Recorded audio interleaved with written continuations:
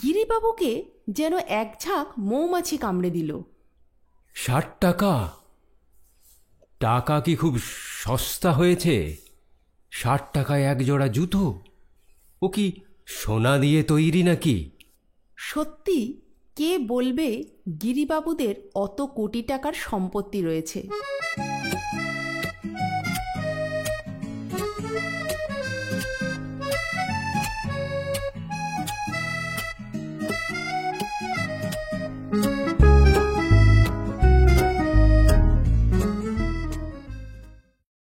একদিন রাত্রি 1টার সময় জেগে উঠলেন গিরিবাবু। শীতকালেও বেশ ঘেমে গেছেন। এক্ষুনি একটা স্বপ্ন দেখেছেন, ভয়ানক স্বপ্ন। তার খুব অসুখ করেছে, আর একজন যমদূত তাকে নিতে এসেছে। যমদূতের চেহারা দারুণ, লম্বা স্বাস্থ্যবান চেহারা। তার চুল ঘাড় পর্যন্ত ঝুলছে, বিরাট গোঁফ। গোঁফের কিছু অংশ সাদা, কিছু অংশ কালো। মুখ বেশ হাসি হাসি, কানে মাকড়ি। সে কোনো কথা বলছে না, তার গা থেকে কেবল লেপ ফেলে দিচ্ছে আর পায়ে সুরসুরি দিচ্ছে। মাঝে মাঝে পা ধরে টানছে। যমদূতের হাতে একটা প্ল্যাকার্ড, তাতে লেখা, তোর সময় হয়েছে, এখন সুরসুর করে চলে আয় আমার সঙ্গে। এই সময়ই গিরিবাবুর স্বপ্নটা ফটাস করে ভেঙে গেল। তিনি দেখলেন তার গা ভিজে গেছে ঘামে, আর বেশ গরমও লাগছে। পাখাটা চালিয়ে দিলেন, আবার সঙ্গে সঙ্গে বন্ধও করে দিলেন। মিছিমিছি বিদ্যুতের খরচ না বাড়িয়ে গরম সহ্য করবেন স্থির করলেন। গিরিবাবুর বয়স এখন প্রায় 70। 50 বছর ধরে তিনি পিতা এবং ঠাকুরদার অগাধ সম্পত্তিকে নানাভাবে বাড়িয়েছেন। এত বড়লোক তাঁর পাড়ায় কেন, কলকাতাতেই বেশি নেই। তার বাড়ির নিচের তলায় মাটির নিচে 6টা ঘর আছে। সেই ঘরগুলিতে 18টা বড় বড় লোহার সিন্দুক আছে। সেসব সিন্দুকে যে কত প্রাচীন মুদ্রা রয়েছে তার ইয়ত্তা নেই। বহু মুদ্রা আছে সোনার, এমনকি ঔরঙ্গজেবের আমলেরও বেশ কয়েকটা বড় বড় মুদ্রা আছে, যেগুলির এক একটিরই দাম হবে কোটি টাকার উপর। এছাড়া আছে কোটি কোটি টাকার হিরে। এসব খবর অবশ্য বিশেষ কেউ জানেন না। মাটির তলার এই ঘরগুলিতে ঢুকতেই লাগে অনেক চাবি, সব সমেত 5টা মোটা পেতলের দরজা। তার প্রথমটা খুলে ভেতর থেকে চাবি বন্ধ না করলে দ্বিতীয় দরজা খুলবে না, আবার দ্বিতীয় দরজা খুলে ভেতরে গিয়ে বন্ধ না করলে তৃতীয় দরজা খুলবে না। আসলে এইভাবে 5টা ছোট ঘর পার হয়ে তবে পাওয়া যাবে 6 নম্বর ঘর। 6 নম্বর ঘরে 4টে তালা লাগানো। এই ঘরটি বেশ বড়। এই সব ঘরে বাইরের আলো একেবারেই আসে না, তবে হাওয়া আনবার ব্যবস্থা আছে নলের সাহায্যে। প্রত্যেক ঘরে রয়েছে একটা করে চাকা।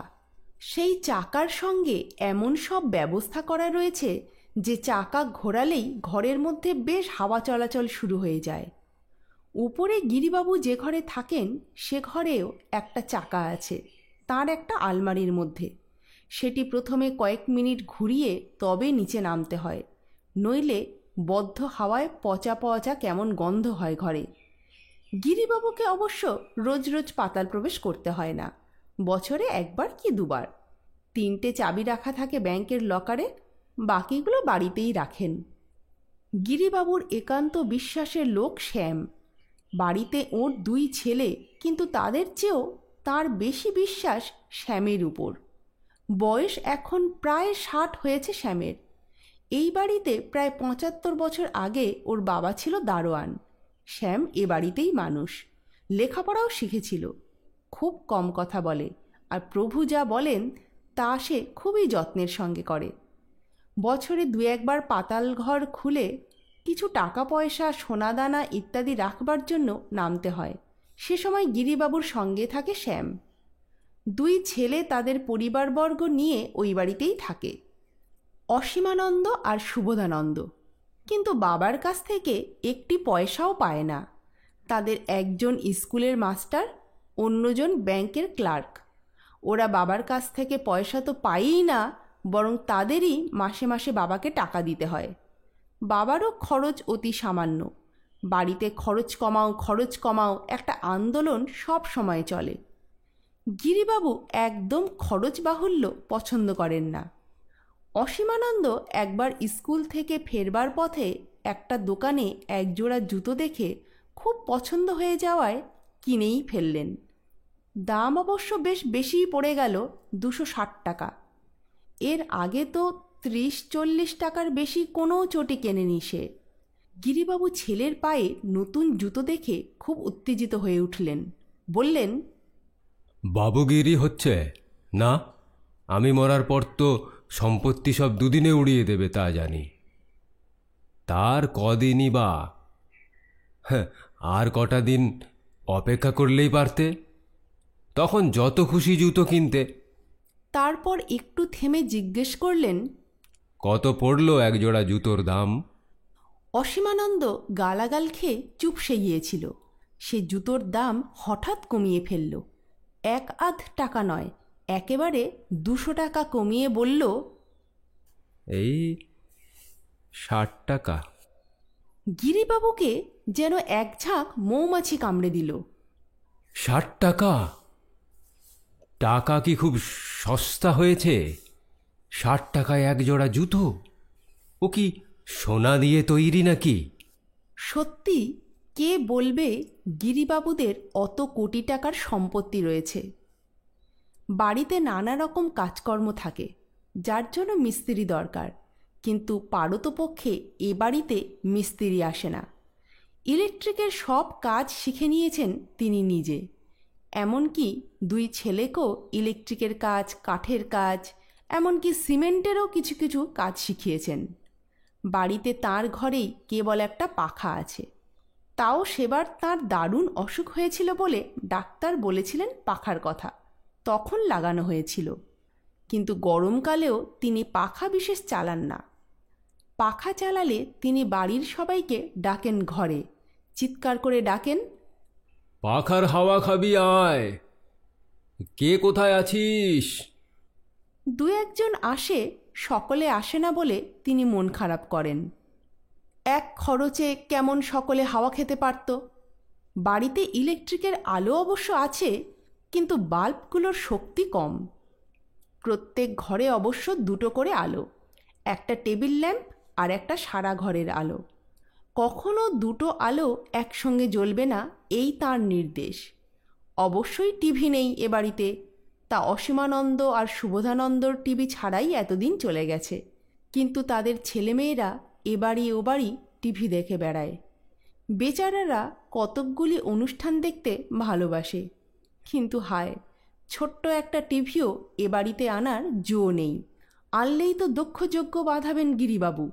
টিভি নেই, রেডিও নেই, টেপ রেকর্ডার নেই, গ্যাস উনুন নেই, এমনকি চায়ের জল গরম করবার জন্য বৈদ্যুতিক হিটারও নেই। থাকবার কথাও নয়, কেননা ও বাড়িতে চায়ের প্রচলনই নেই। গিরিবাবু বলেন, প্রতিদিন চায়ের জন্য 3 টাকা খরচ হলেও বছরে 1000 টাকার উপরে খরচ। ওই টাকায় 1 মাসের বাজার খরচ হয়ে যায়। বাড়িতে অবশ্য মাছ আসে না, তবে শাকসবজি প্রচুর রান্না হয়। স্বাস্থ্যের ব্যাপারে গিরিবাবু খুব কার্পণ্য করেন না। তবে ওই যে শীতকালে বেগুন প্রথম দিকে কেনেন না, বেগুন কিংবা কোনো সবজি নতুন উঠলে যেমন দাম বেশি থাকে, তেমনই সে দাম পরে পড়েও যায়। ওই সময় তিনি সবজি কেনেন। ফলে পটল যখন প্রথম বাজারে ওঠে তখন তিনি কেনেন না। শেষের দিকে যখন পটলের দাম 4 ভাগের 1 ভাগে দাঁড়ায়, তখন কেজি কেজি কিনে আনেন বাজার থেকে। বাড়িতে দুধও অনেক কেনা হয়। এইভাবেই চলছিল। আত্মীয় স্বজনও বেশি নেই। যারা আছেন তারা নানা কাজে কর্মে আসেন ঠিকই, কিন্তু গিরিবাবু সামাজিকতার ধার ধারেন না। কেউ বাড়িতে এলে 1 কাপ চায়েরও ব্যবস্থা নেই। তিনি অবশ্য জিজ্ঞেস করেন, কি খিদে পেয়েছে? হ্যাঁ, হ্যাঁ, বাড়িতে খাওয়া হয়নি, দুধ খাবে নাকি রাতে ভাত খাবে? ওই প্রশ্নের পর আর কেউ খেতে চায় না। কিন্তু আজ রাত্রিবেলা ওই বিদঘুটে এবং বিশ্রী স্বপ্ন দেখার পর তিনি ভাবতে বসলেন, সত্যি জীবন তো আর বেশি দিন নয়, হয়তো আজই তিনি মারা যাবেন। কিংবা হয়তো আরও 2 বছর, বড়জোর তিনি 10 বছর বাঁচবেন।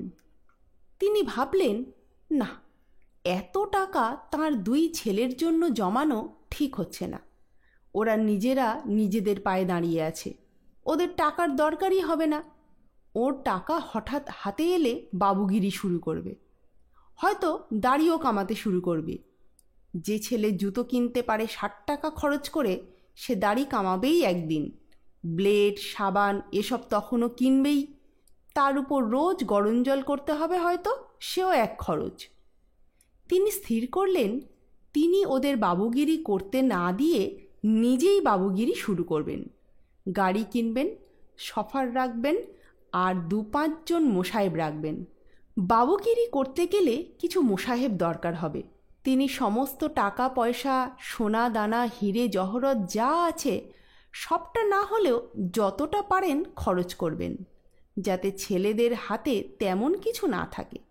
স্বপ্নটা দেখবার পর থেকে নানা কারণে তার মনটা খুঁতখুঁত করতে থাকে, নানা দুশ্চিন্তা তার মনে হানা দিতে থাকে। কিন্তু কেবল স্বপ্নই নয়, 2 দিন আগে তিনি তার নাতি নাতনিদের কয়েকটি কথা যা শুনে ফেলেছেন, হঠাৎ সেটাও তাকে বেশ ভাবিয়েছে। একদিন তার যখন দিবানিদ্রা দেবার সময় হঠাৎ একটা বোলতা কোত্থেকে এসে গোঁ গোঁ করে ঘুম তো ভাঙিয়েছেই, তদুপরি তাকে কামড়ানোর জন্য একটা উপযুক্ত জায়গা খুঁজছিল দেখে তার আর ঘুমোনোই হলো না। হলুদ এবং কালো রঙের বোলতাকে তার হাত পাখা নিয়ে তাড়া করে গেলেন, কিন্তু সেটা গিয়েও গেল না। কিছুক্ষণ বারান্দায় যায়, আবার উড়ে উড়ে আসে। তিনি একবার দেখতে পেলেন বোলতাটা বারান্দার যে কাঠের থাম আছে তার উপর বসে আছে। তিনি পাখা হাতে ওটাকে শেষ করার জন্য পা টিপে টিপে যাচ্ছেন, হঠাৎ আওয়াজ পেলেন তার 3-4 নাতি নাতনি, যাদের বয়স কারো 8, কারো 14, আস্তে আস্তে কী সব কথা বলছে। একজন বলছে, জানিস আমরা কত বড়লোক হয়ে কত কি করতে পারি, কেবল এই দাদু বেঁচে আছে বলেই তা হচ্ছে না। আমাদের বাড়ির তলায় কখানা ঘর আছে জানিস? কখানা? 100 খানা। আর তাতে কী সব ভরা আছে জানিস? রাশি রাশি টাকা। দাদু খরচ না করে করে যেদিন শুকিয়ে মরে যাবে, সেদিন থেকে আমরা পুরনো এই বাড়ি ছেড়ে দিয়ে কলকাতার ভিতরে পেল্লায় 3টে বাড়ি কিনব। প্রত্যেক ঘরে 2টো করে টিভি থাকবে, একটা ভিসিআর থাকবে, রোজ আইসক্রিম খাবো। একটি বাচ্চা মেয়ে, তার নাম রাধা, সে বলল, তা দাদু তো শুকিয়েছে খুব, তা এখনও মরছে না কেন? এবারে একটা ছেলের গলার আওয়াজ পাওয়া গেল। গিরিবাবু বুঝতে পারলেন ওর নাম বিজু। সে বলল, শিগগির না মরলে একদিন ছাদ থেকে ঠেলে ফেলে দেব। তখন আরেকটি কচি গলার ছেলে বলল, না না, দাদুকে ঠেলে ফেলে মারবে না বলে দিচ্ছি। গিরিবাবুর তখন মনটা যেন প্রফুল্ল হলো। তিনি ভাবলেন, তা ওর সমর্থক একজন তাহলে আছে। কিন্তু এই মনের প্রফুল্লতা ছিল সাময়িক। সেই কচি গলার পরবর্তী কথা শুনে গিরিবাবুর বুক শুকিয়ে গেল। কচি গলার পরবর্তী কথা শোনা গেল, ঠেলে ফেলে না মেরে ইঁদুরের বিষ দুধের সঙ্গে মিশিয়ে। পা টিপে টিপেই ফিরে এসেছিলেন গিরিবাবু। তার আর বলতা মারা হলো না। ঘরে এসে বেশ কিছুক্ষণ ঠকঠক করে কাঁপলেন। তারপর শুয়ে শুয়ে অনেকক্ষণ ধরে ভাবলেন। তার মনটা বেশ উদাসী হয়ে গেল। কিন্তু তার মনে বিরাট কিছু পরিবর্তন এলো না। সেটা এলো 2 দিন পর ওই যমদূতের স্বপ্ন দেখার পর। গিরিবাবু স্থির করলেন তিনি বাবুগিরি করবেন, যেরকম বাবুগিরি কেউ কোনোদিন দেখেনি কিংবা শোনেনি। তিনি খবরের কাগজে শ্যামকে পাঠিয়ে বিজ্ঞাপন দিলেন, মাসে 200 টাকা বেতনে 2 বেলার জন্য মোসাহেব চাই। বাড়ির কারোর কাছে কথাটা বললেন না। কিন্তু বিজ্ঞাপন দেওয়ার পর একটি লোকও মোসাহেব হওয়ার জন্য আবেদন করল না দেখে খুব অবাক হলেন গিরিবাবু। ভাবলেন, দেশে যে এত বেকার, তার কোনো প্রমাণ তো এতে হয় না। শ্যামকে কথাটা বলাতে শ্যাম বলল, বাবু, কথাটা আমার আগেই বলা উচিত ছিল। দেশকাল পাল্টে গেছে, এখন মোসাহেব কোথায় পাবেন? মোসাহেব ছিলেন কর্তাবাবুদের আমলে। আহা, সে কি সব মোসাহেব, সব হীরের টুকরো। তাছাড়া আর একটা কথা হুজুর, মোসাহেব লোকে হতো বটে, কিন্তু সেটা ছিল শখের মোসাহেবি। মোসাহেবির চাকরি তো ছিল না। কথাটা হুজুর আমার নিজের নয়, এ আমি শুনেছি বাবার কাছ থেকে। মোসাহেব খুব সম্মানের ব্যাপার ছিল, কিন্তু এটা চাকরি নয়। খবরের কাগজে বিজ্ঞাপন দিয়ে লাভ হয়নি। শ্যাম বলতে লাগলো, আর একটা কথা হুজুর, আপনার সঙ্গে ঠিক এ জগতের পরিচয় নেই। আজকাল মাসে 200 টাকা দিলে একটা ঠিকে কাজের লোকও পাওয়া যায় না। একটা মোসাহেব তো প্রথমে স্বীকারই করবে না যে সে মোসাহেব, তাহলেই সম্মানটা চলে যায় যে। তাই বিজ্ঞাপনটা হুজুর সুকৌশলে দিতে হবে। এই ধরুন, মোসাহেব না লিখে সঙ্গী লেখা দরকার। আর হুজুর, ঠিক মতো সঙ্গী বা মোসাহেবের জন্য মাইনে কবুল করা উচিত ছিল অন্তত 2000 টাকা। 2000? হ্যাঁ, 2000 টাকা মাসে? এ তুমি কি বলছো শ্যাম? একটা মোসাহেব 2000 টাকা খরচ? আরে আমার ঠাকুরদার ছিল 5 জন মোসাহেব। আমাকে যদি 5 জন মোসাহেব রাখতে হয়, তাহলে আমাকে 10,000 টাকা খরচ করতে হবে। শ্যাম বলল, তাও ঠিক মতো পাবেন কি না সন্দেহ। তাহলে আমার বাবুগিরির কি হবে? আমি আমার সমস্ত টাকা যে উড়াতে চাই, মরবার পর একটি পয়সা রেখে যেতে চাই না ছেলেদের জন্য। প্রচুর টাকা আমার। আমার মৃত্যুর পর হয়তো ছেলেরা দাড়ি কামাবে এবং রোজ কামাবে। সে হতে পারে না। আবার চাও খাবে নিশ্চয়ই। শ্যাম চুপ করে রইল। সে জানে গিরিবাবু অনেক কথা বলেন ওই রকম, তবে কাজের বেলায় হাত গুটিয়ে নেন। শ্যাম তবু কথা বলার জন্যই বলল, তা হুজুর, ছেলেরা তা তাদের অনেক তো বয়স হয়েছে, একটু শখ করে দাড়ি কামাবেন, সেজন্য রাগ করলে কি চলে? না হয় কামাবেন তারা, একটু চা না হয় খেলে নি। সে হতে পারে না। দাড়ি কামাবে? আমার বাপ ঠাকুরদা জীবনে দাড়ি কামাননি। অবশ্য পিতৃশ্রাদ্ধ মাতৃশ্রাদ্ধের ব্যাপারটা আলাদা, কিন্তু চা খাবে কেন বলো তো? হ্যাঁ, তা হুজুর, আপনার মৃত্যুর পর মানে একদিন তো প্রত্যেককেই যেতে হয়। আপনাকেও যেতে হবে। তখন আপনার ছেলেরা শ্রাদ্ধের সময় মাথা কামাবে না? অনেক ভেবে দেখলেন গিরিবাবু, বললেন, তা ঠিক বলেছ। একবার না হয় কামাবে, মানে কামাতেই হবে। কিন্তু কিন্তু চা? আমি মারা গেলে আমার টাকায় বাবুরা যদি চা খেতে শুরু করে, চা তো বাবু খুব একটা খারাপ পানীয় নয়। তা না হয় চা খেলেনি, দিনে কয়েক কাপ চা খেলে কি হয় বাবু? খরচ হয়, খরচ, বুঝলে? তা না হয় একটু হলোই বা। আপনার পর পৃথিবীর কে কোথায় কি করলো তা তো আপনার দেখার কথা নয়।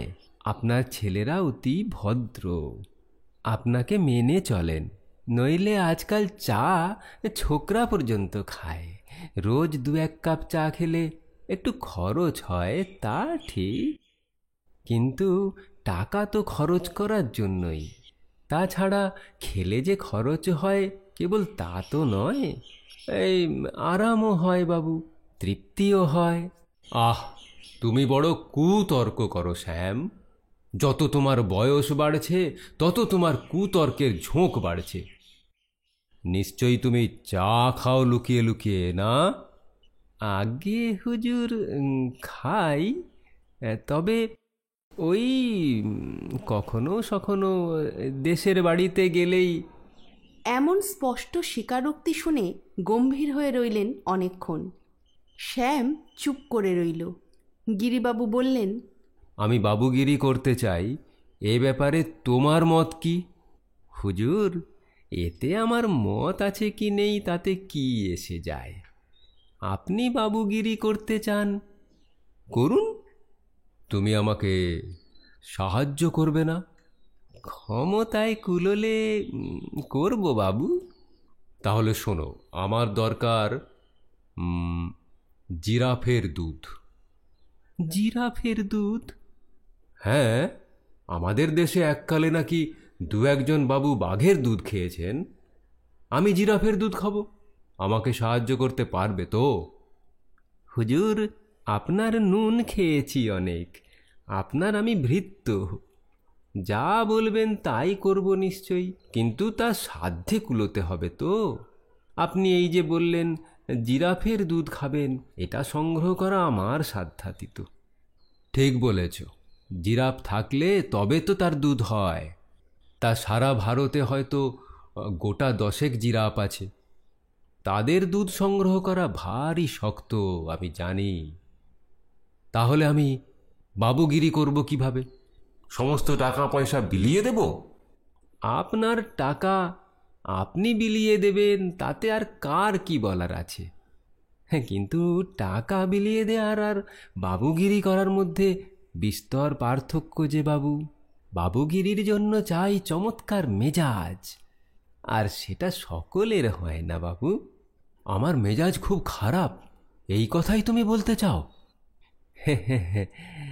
আপনার মেজাজ খারাপ এমন কথা বলতে চাই না, তবে বাবুগিরি সকলে করতে পারে না।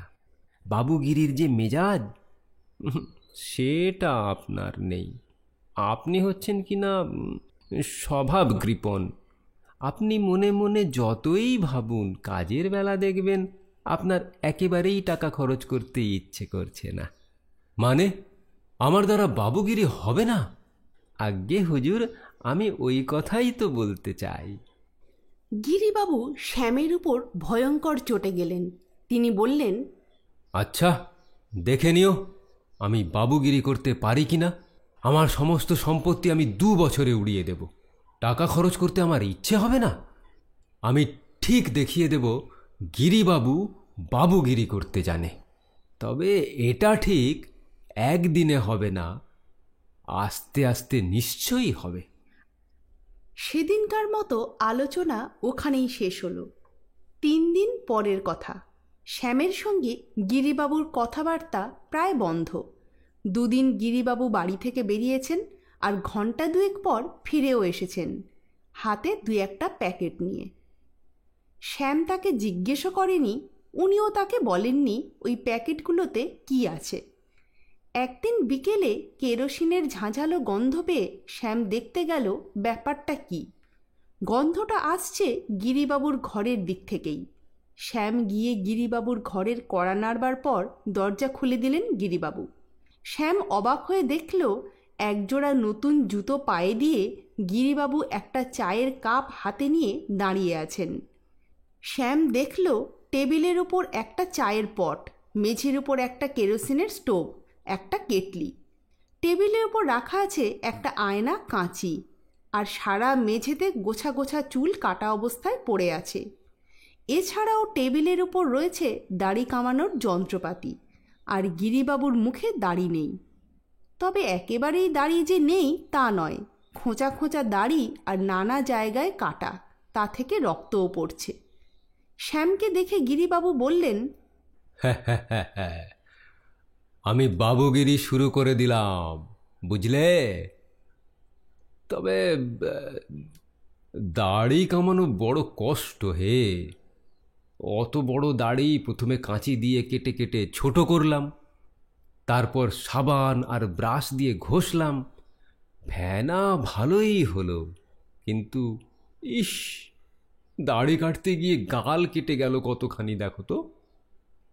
কিন্তু এরকম রোজ করতে হলেই তো মুশকিল। যাই হোক, তাও আমি কিন্তু করে যাব। বাবুগিরি করতে গেলে এসব না করলে তো চলবে না।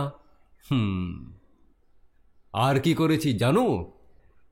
নতুন এক জোড়া জুতো কিনেছি 150 টাকা দিয়ে। 150! ভাবতে পারো? আর চা খেতে বিশ্রী, কিন্তু রোজই খাবো স্থির করেছি। বাবুগিরি তো করতে হবে। কি আমি বাবুগিরি করতে পারবো না? তুমি এখন কি বলো? বাবুগিরি করতে বেশ খরচ হয়ে গেল আমার। আরও কত হবে কে জানে? তবু বলবে আমি আমি বাবুগিরি করতে পারবো না? হ্যাঁ, কি যে বলেন হুজুর! শ্যাম বলল। মিথ্যে কথাটা উচ্চারণ করতে তার মনটাই দারুণ খারাপ হয়ে গেল। লিসেন চ্যানেলে আজকে শুনলেন হিমানীশ গোস্বামীর লেখা গিরিবাবুর বাবুগিরি।